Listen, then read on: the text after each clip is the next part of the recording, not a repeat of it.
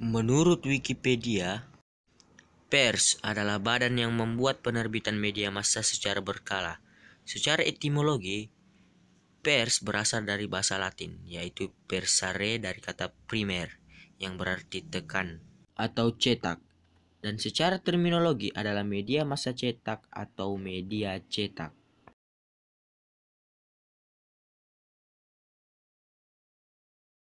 Namun seiring dengan perkembangan zaman, pers bukan lagi hanya sebatas media cetak saja seperti surat kabar atau majalah, namun juga mencakup media elektronik dan media online seperti televisi, radio, dan media online lainnya. Sejarah munculnya pers. Sejarah awal munculnya kegiatan jurnalistik sendiri merujuk pada Acta Diurna pada zaman Romawi kuno di masa pemerintahan Kaisar Julius Caesar pada tahun 100 sampai 44 sebelum Masehi. Akta Diurna itu sendiri yakni papan pengumuman atau sejenis majalah dinding atau papan informasi.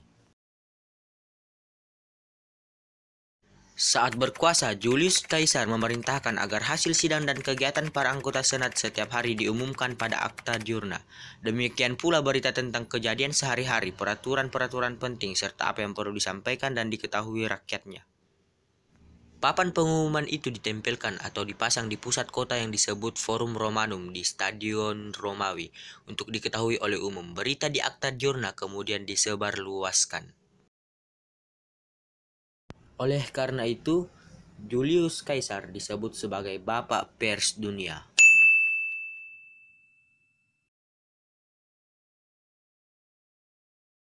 Adapun sejarah perjalanan pers Indonesia. Pers di Indonesia tumbuh dan berkembang sebelum proklamasi kemerdekaan. Pers juga menjadi alat perjuangan merebut kemerdekaan, kemudian pers berkembang sesuai dengan zamannya. Pada tahun 1774, perjalanan pers dimulai muncul di Indonesia, namun belum bernama Indonesia.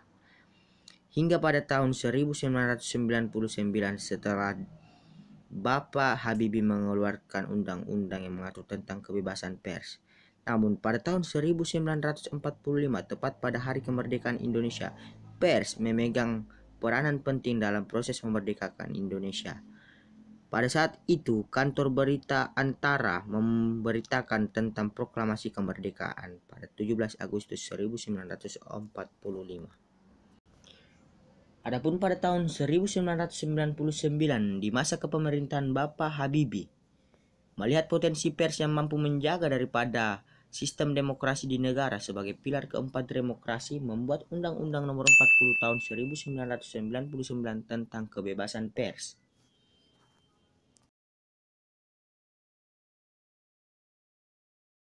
Prinsip pokok jurnalistik: yang pertama kebenaran dan akurasi, yang kedua kemandirian, yang ketiga keadilan dan ketidakberpihakan, yang keempat kemanusiaan, dan yang kelima akuntabilitas.